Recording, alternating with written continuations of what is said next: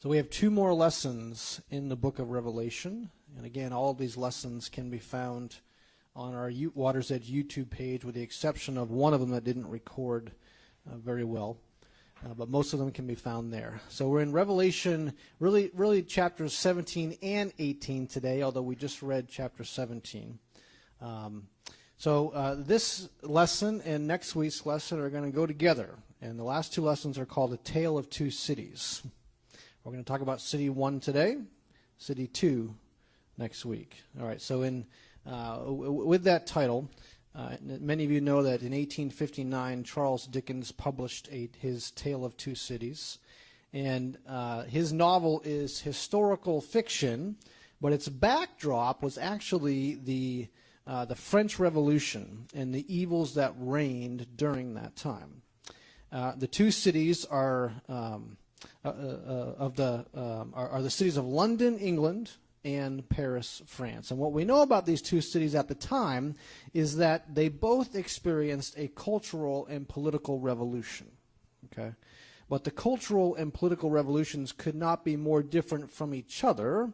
Hence the name, A Tale of Two Cities. And so London, England experienced a very famous bloodless revolution, and Paris, France experienced a reign of terror, bloodbath revolution, whose evils are almost too deep to speak of. All right? And the fundamental reason why London experienced a bloodless revolution and Paris could not was because of what was at the center of each revolution. Francis Schaeffer wrote that the men of the French Enlightenment looked across the Channel to a Reformation England, tried to build their own revolution without the Christian base, and ended with a massacre and Napoleon as authoritative ruler. Okay. Now, I don't want to go into the history of the English and French revolutions, but I do want to make this parallel. The book of Revelation also ends with a tale of 2 cities. Okay. They are the city of Babylon, that we'll discuss today, and the city of the New Jerusalem coming down out of heaven from God. And these 2 cities in the final chapters of Revelation could not be more different than London and Paris were different either. And so what's very interesting is that the fundamental difference between London and Paris, which is the reason, again, that London could have a revolution without the shedding of blood and Paris could not, the fundamental difference can be found in what was at their core. Okay? Well, when we read about Babylon and the New Jerusalem in Revelation 18 through 21, the cities are so wildly different also because of what was at their core. Okay? So in our final 2 lessons, again, I want to discuss Revelation's Tale of Two Cities, focusing today on the city of Babylon. So 3 things I want us to learn or discuss today. Number 1, I want us to see or discuss the center of Babylon, the activity of Babylon, and the solution for Babylon. The center of Babylon, the activity of Babylon, and the solution for Babylon. So Revelation 17 describes a vision of a great harlot who, quote, sits on many waters, with whom the kings of the earth committed fornication, and the inhabitants of the earth were made drunk with the wine of her fornication. That's Revelation 17, 1 and 2.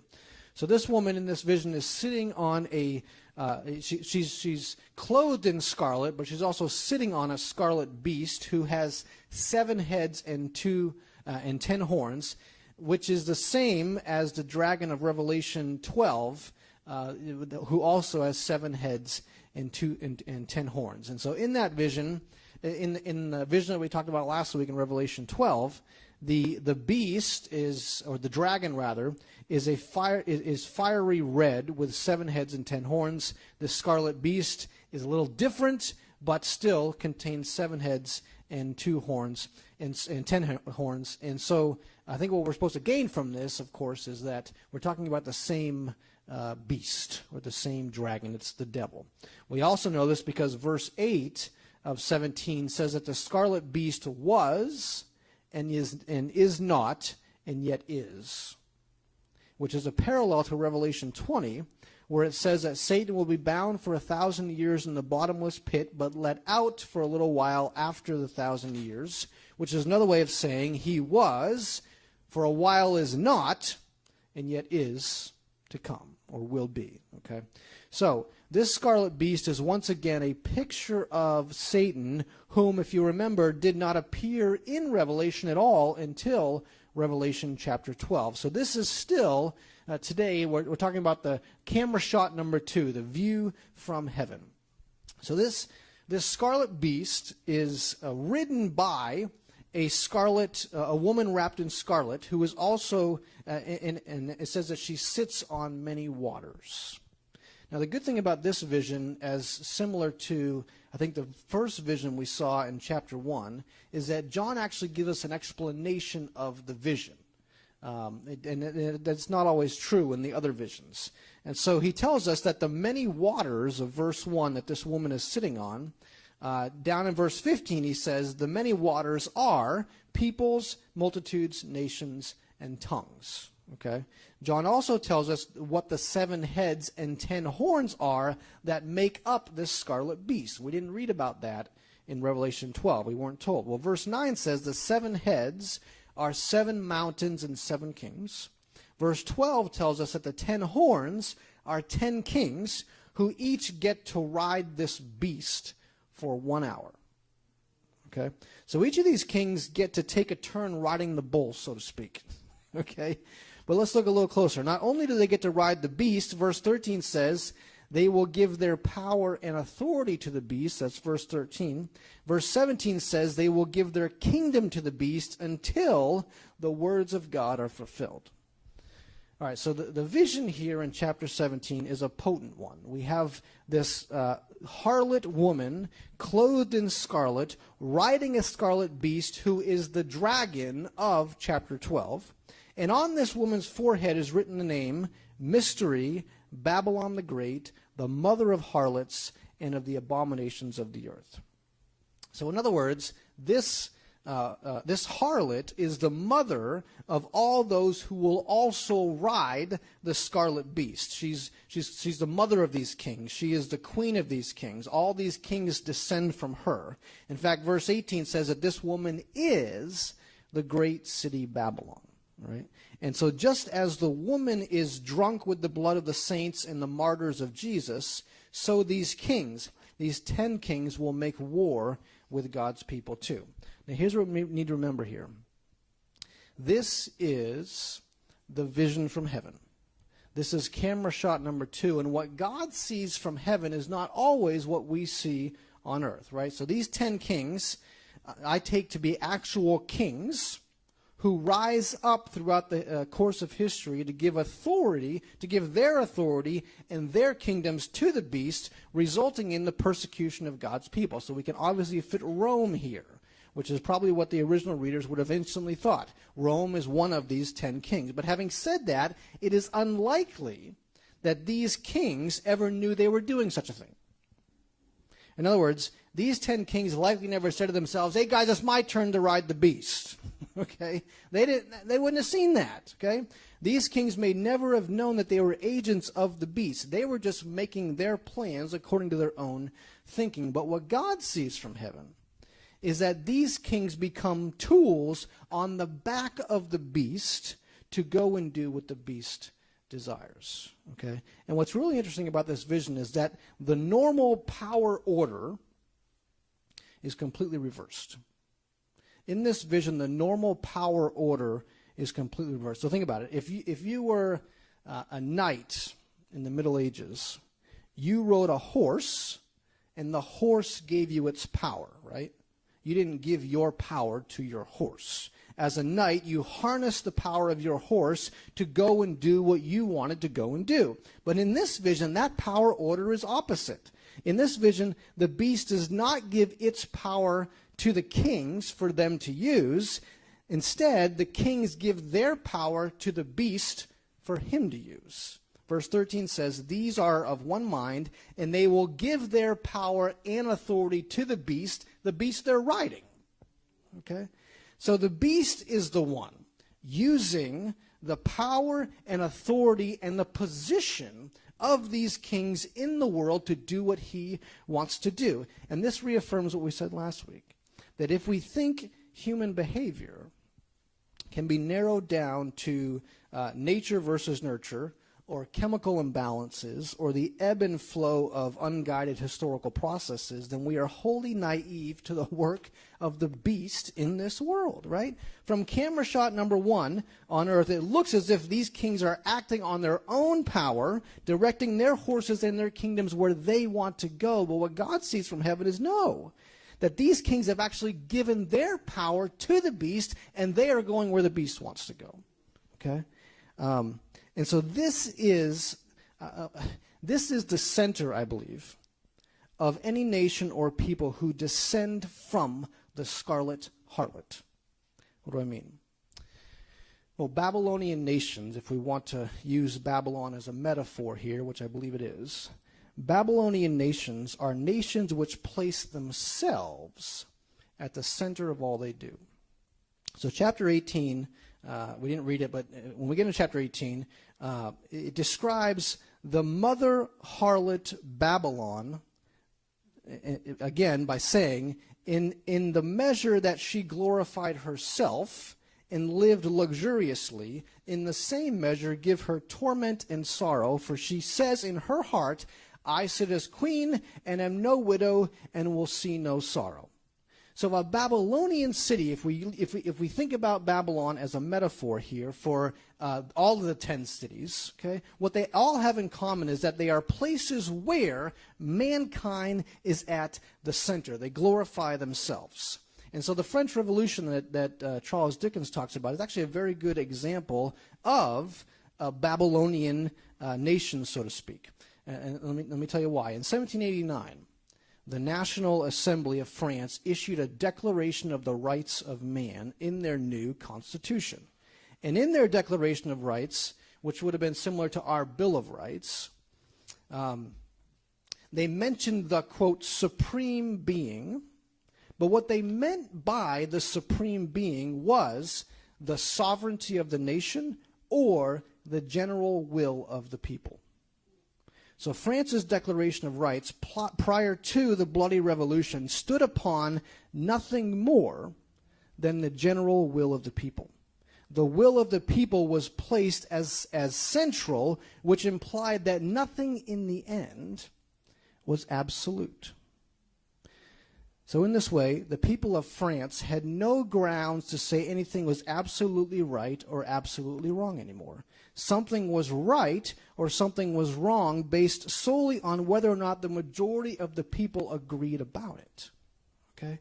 And if we were to give this belief a secular title today, we'd call it humanism. You see, humanism is placing humanity at the center of everything. Humanism says that there is nothing higher or above mankind that determines for mankind what is absolute. Humanism says that what mankind believes is right because there is nothing above them to tell them it's not right. Okay? In this way, if you're a humanist today, you can be passionate about civil rights. You can really dislike the uncompassionate use of wealth. If you're a humanist, you can really hate the behaviors of some people in this world. But if you're a humanist, you can never say that what another person does is wrong because you have no base to say it from. Okay? You say, what do I mean? Of course I have a base to say some things are wrong. Everybody knows it's wrong to fly planes into buildings. Really? Everybody? What about the terrorist? Are you saying your morality is better than their morality? Upon what do you base that? Okay? The majority of the people in their country believe their law is moral, and the majority of the people in our country believe our law is moral, right? And so who is anyone to say that anyone else's morality is right or wrong? You see the dilemma of humanism? Humanistic nations and states are riding the back of the beast every day because the beast can lead them to do and justify anything. All the beast has to whisper to a humanistic government or king is, hey, they deserve what they're getting over there. And if the majority of the people can be convinced that they deserve what they're getting, well, guess what? Let's fire up the gas chambers. Okay?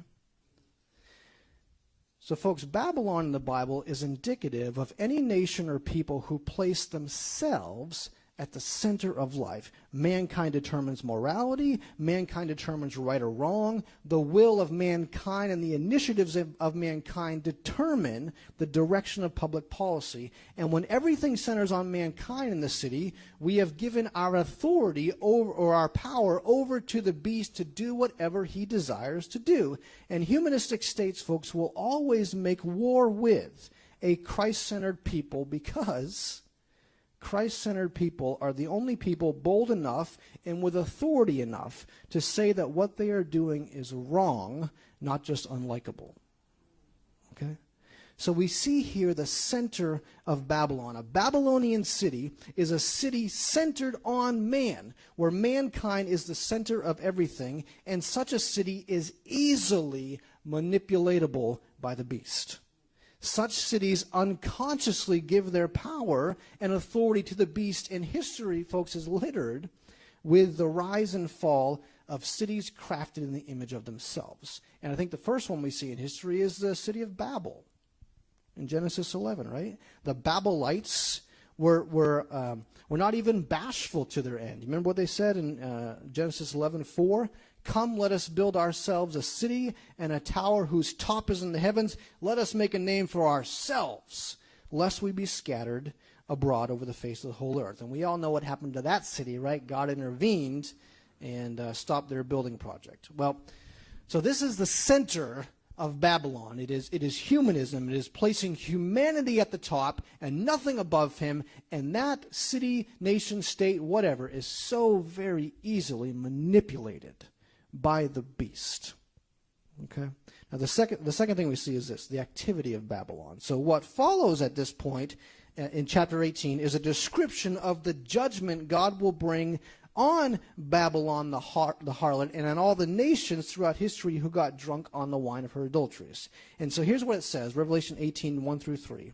After these things I saw another angel coming down from heaven, having great authority, and the earth was illuminated with his glory. And he cried mightily with a loud voice, saying, Babylon the great is fallen, and has become a dwelling place of demons, a prison for every foul spirit, and a cage for every unclean and hated bird. For all the nations have drunk of the wine of the wrath of her fornication. The kings of the earth have committed fornication with her, and the merchants of the earth have become rich through the abundance of her luxury. And then there's this plea in verse 4 for God's people to separate themselves from this. It says, And I heard another voice from heaven saying, Come out of her, my people, lest you share in her sins, unless you receive her plagues, for her sins have reached to heaven, and God has remembered her iniquities. And what's really interesting about that one verse is how closely it sounds like, although we're talking about Greek versus Hebrew, how closely it sounds like the Babel story. Her sins have reached to heaven, Revelation 18:4. Genesis 11, come, let us build ourselves a city with a tower that reaches to the heavens. Okay? God, again, stopped that building project in Babel because it was mankind trying to build a city with mankind at the center. And the same is true with these cities, okay?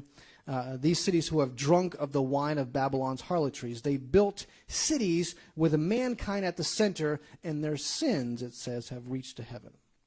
And so Revelation 18 is an announcement of the judgment God will bring on the cities of Babylon. But as these judgments are announced, we get a glimpse of the particular evils common to cities of Babylon.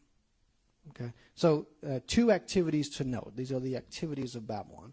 Two activities to note in Babylonian cities. And again, we're using Babylon as a metaphor for cities that consciously or unconsciously are driven by or ridden by the beast. Okay, two activities to note in Babylonian cities, and I worded it in a way you can remember: sexual pleasures and worldly treasures. Sexual pleasures and worldly treasures. And as you can expect, America doesn't get out of chapter 18 unscathed. Okay? So, what's interesting about this chapter is that although Babylon is called a harlot, more is discussed here about judgment because of greed than judgment because of sexual morality. But let's begin with sexual morality because that's where the vision starts. So sexual pleasures, verse 2. Verse 2 says, Babylon the Great is fallen, and has become a dwelling place of demons, a prison for every foul spirit, and a cage for every unclean and hated bird. For all the nations have drunk of the wine of the wrath of her fornication. The kings of the earth have committed fornication with her. So the word for fornication in the Greek here is the word porne, which of course is where we get our modern word pornography, right? And it refers to the act of a harlot to indulge in unlawful lust of either sex, or to practice. It can even refer to practicing idolatry. All right. So Babylonian cities are cities where mankind has determined for themselves what is appropriate sexual morality. Let me say it again. Babylonian cities are cities where mankind has determined for themselves what is appropriate sexual morality. Babylonian cities determine morality by majority vote. If the majority believe it is morally acceptable, then it is morally acceptable. So if the majority believe it is morally acceptable to have sex outside of marriage, then that's the law. If the majority believe it's morally acceptable for men to have sex with men, then that's the law. If the majority believe it's morally acceptable to create and watch pornographic material, then that's the law. Mankind makes mankind's laws. There's no one above him to answer to. And the scarlet beast will whisper any number of lies to quite easily, I mean, they're so manipulatable, to quite easily deceive a city who has no base for morality beyond itself. A city with no base for morality is like a brand new container of Play-Doh, right?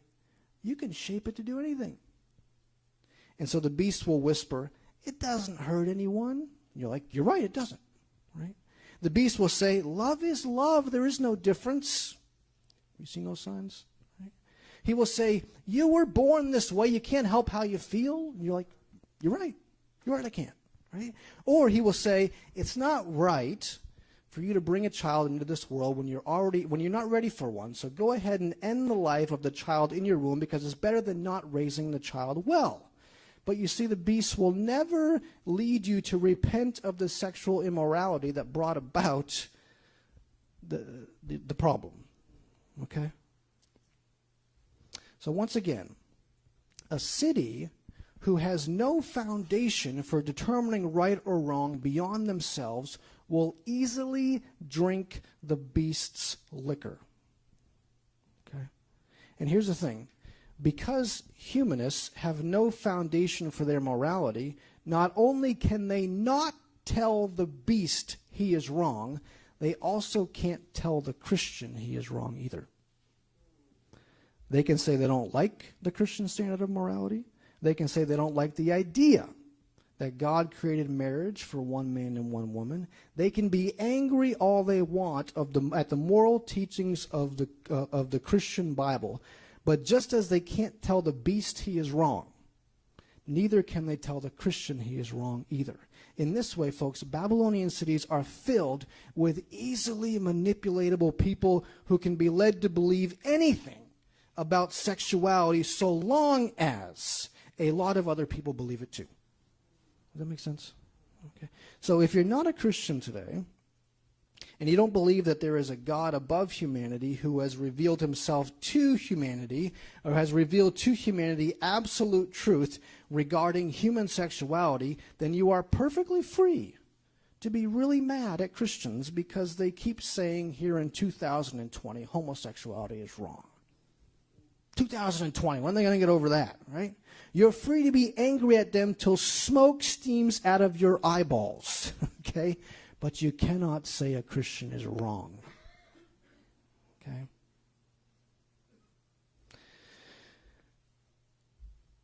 You can't.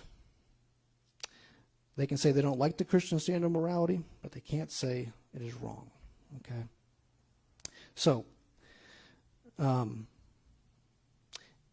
you also can't say that you are right, because you have no foundation for human morality. And if the majority of people believe it's right, then it is right, and there is nothing else that you can stand on. So this is the first activity to note in Babylonian cities.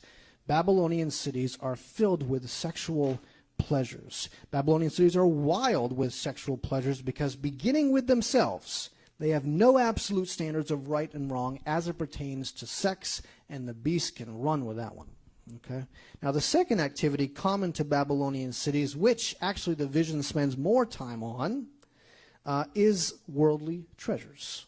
Sexual pleasures, worldly treasures. So verse 12, I'm going to read a little bit more about this than I did of the sexual pleasures. The merchants, this is verse 12, of the earth will weep and mourn over her, that is, over Babylon's fall, because no one buys their cargoes anymore. Cargoes of gold, silver, precious stones, and pearls, fine linen, purple, silk, and scarlet cloth, every sort of citron wood, and articles of every kind made of ivory, costly wood, bronze, iron, and marble. Cargoes of cinnamon and spice, of incense, myrrh, and frankincense, of wine and olive oil, of fine flour and wheat, cattle and sheep, horses and carriages, and human beings sold as slaves. They will say, "The fruit you longed for is gone from you. All your luxury and splendor have vanished, never to be recovered. The merchants who sold these things and gained their wealth from her will stand afar off, terrified at her torment. They will weep and mourn and cry out, 'Woe, woe to you, great city, dressed in fine linen, purple and scarlet, and glittering with gold, precious stones, and pearls. In 1 hour, such great wealth has been brought to ruin.'" So Babylonian cities are cities providing people great wealth. They provide people jobs galore. Sailors are employed through trade with these great cities. The standard of living is increased dramatically for people in these cities through the economies of Babylonian cities. But here's the problem. Because Babylonian cities begin and end with themselves, the standards for how one makes money and for how one distributes money are completely arbitrary. Babylonian cities are filthy rich and filthy greedy. They catch people up in the pursuit of money, and they drag people down in the foolish wasting of it. Right?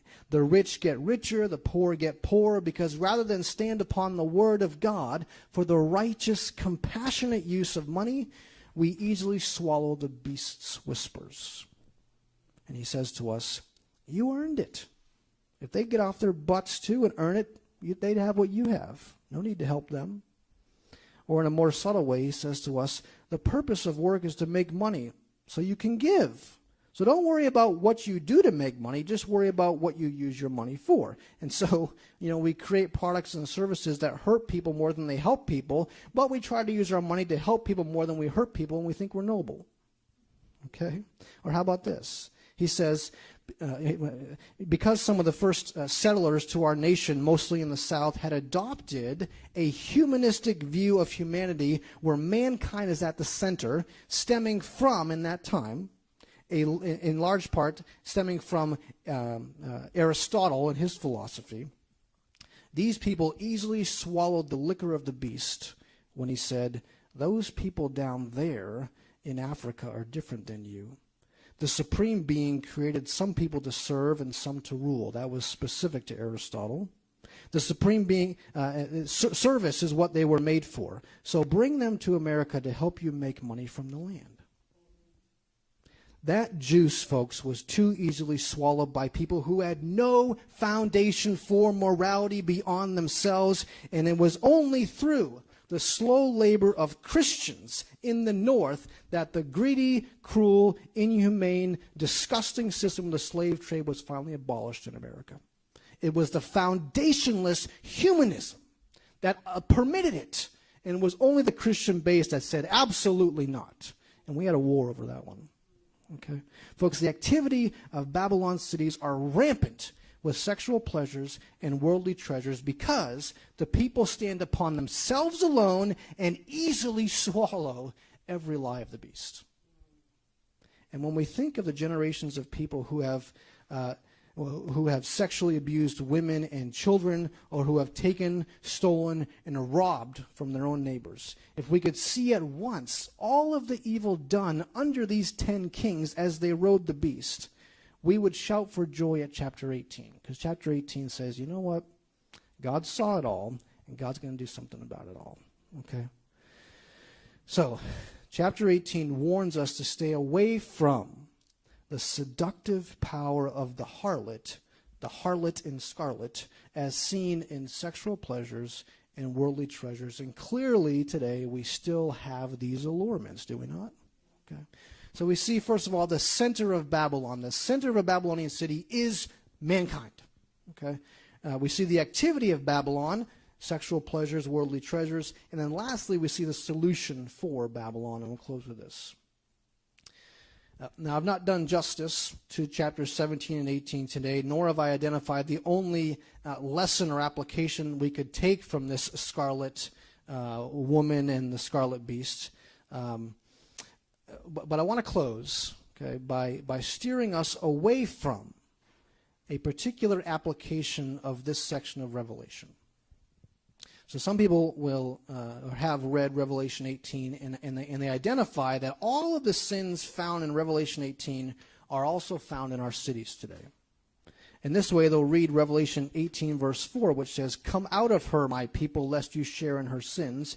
And they will take this as an invitation to stay out of the cities and to live in rural areas, lest we be corrupted. Okay? And one preacher overheard a friend say that God invented the country, man invented the suburb, but Satan invented the city. Okay, and that is just not true. Okay, but this, I admit, I confess, was the direction of my heart in my early 20s. When we joined a church planting team fresh out of college, I was terrified at the place we all chose to move to. New Brunswick, New Jersey, home of Rutgers, 45 minutes outside of New York City, okay? And one of the more disgraceful moments of my life was being at one of our church planting meetings and finally confessing to our team how I felt about cities. And I'll just quote myself and humiliate myself here. I said, honestly, I would rather see New York City burn to the ground than ever live there. I hated cities. Why? Because I grew up in rural New Hampshire and I was afraid of them. Bad people live in bad cities and bad things happen in cities. And I probably feel worse about this than I do today if it were not for the fact that I know that many other Christians feel the same way, especially if you grew up in rural New Hampshire, right? As we close today, I want to say something about the city. Do bad things happen in cities? Of course they do. But so they happen in rural areas too. And I want us to notice two things regarding cities today as an application. First of all, the Apostle Paul, the apostle to the Gentiles, went to the cities. He skipped the small towns and went to the cities. Why? Well, because cities are the influencing hubs of the world. They are ripe with new ideas and new commerce and incredible productivity and creativity. And if the gospel goes there first, it goes everywhere else afterwards. So you've heard it said that as the city goes, so goes the country. And that is true. Okay? Tim Keller wisely noted that if every Christian in America were to pick up and move to one of the 3 largest cities in America and live Christ-centered lives in all of those cities, we'd have a revolution in our culture. He said it might take a while for us to all get along, okay? But it would happen. Why? Because as the city goes, so goes the country. But the second thing I want us to see is this. The future home of every Christian is a city. The future home of every Christian is a city.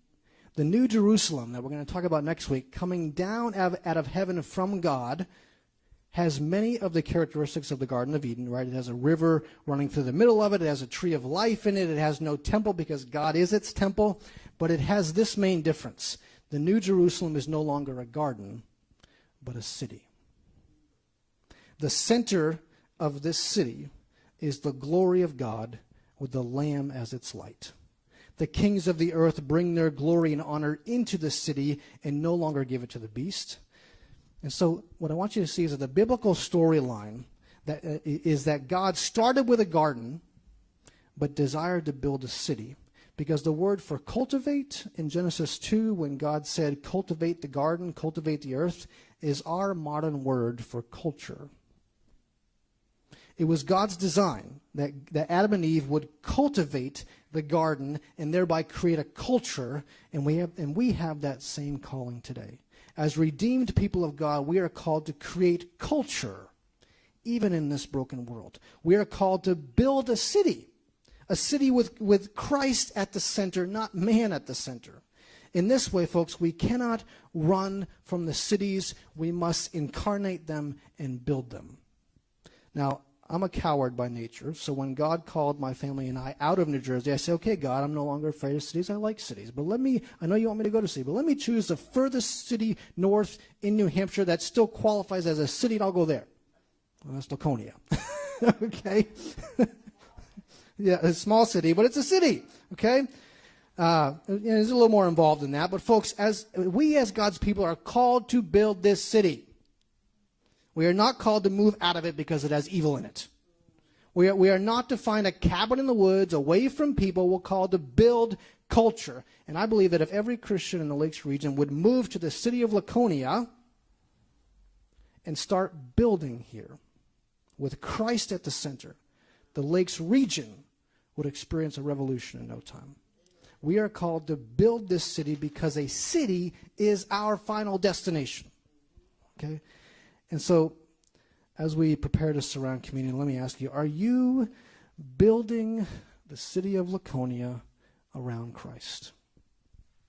Are you a part of building the city of Laconia around Christ? Christians should be starting businesses in Laconia with Christ at the center. Christians should be becoming teachers in Laconia with Christ at the center. Christians should be buying property in Laconia with Christ at the center. I've been trying to get Carl and Sarah to move to Laconia for a while now. Okay? We're to get them out of the rural nowhereness of wherever they live. All right, I don't even know its name. No, I'm kidding. All right, so building this city, we talk about it all the time. Right? We phrased it this way: we desire to see Laconia, New Hampshire, so alive with the gospel of Jesus, that our schools, our businesses, our families, and our churches radiate his love and truth into our region and beyond. So let me ask you again: are you giving your honor and glory to the scarlet beast for him to do with you what he wants? Or are you giving your honor and glory to the slain Lamb of God to do what he wants? What sins have you justified in your life because you stood upon humanism and not upon Christ?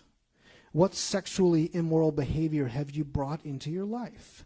What corruption of sex have you accepted as right when in truth it is wrong? If you really disagree with the Christians in this area, do you have any grounds upon which to say they are wrong? Do you have any grounds upon which to say the beast is wrong? If not, then you are easily manipulatable. What worldly treasures have you allowed to shape you? Have you been working for money? Has money been the driving factor in all of your output in this city? Is money a derivative consequence of your work in this city, or is money the reason for your work in this city? It ought to be the first. Are you compassionately using the wealth God has given you? Do you see your wealth as your wealth, or do you see it as God's wealth temporarily lent to you to steward for a time? Do you have yourself at the center of your life, like the 10 kings riding on the beast? Are your moral decisions derived from what is most culturally acceptable right now? Or are your moral decisions derived from the Word of God, Jesus Christ? What do you stand on today? Will you come and join us as we build this city around Jesus Christ this week? If you're not a Christian today, would you begin your walk with Christ today? by confessing your belief in him, repenting of the sins he died to forgive you of, being baptized in water, and beginning to live day by day with Christ at your center by the power of the Holy Spirit. And so this New Year focus, as we talked about as a congregation as we close, will be on helping every member here discover and find ways to use their spiritual gifts to the edification of the church and the redemption of this city. And so what's commonly true is that what you enjoy doing or have some gift is what you have some giftedness to do, and what you are gifted to do you also enjoy doing. Okay? And so as a reminder, on Sunday, January 17th, we're having our first ever membership class where we will talk about what it means to be a member of the church, what it means to be building God's kingdom, how you become a Christian, and what the Bible teaches about spiritual gifts.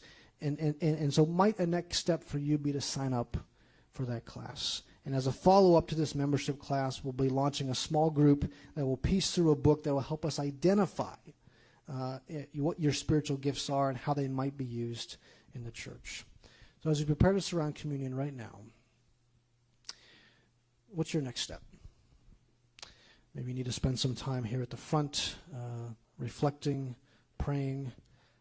Maybe there's something you need to talk to me about, or Al, one of our leaders as well. I invite you to come do that as we stand and take communion. Let's stand and do that just now.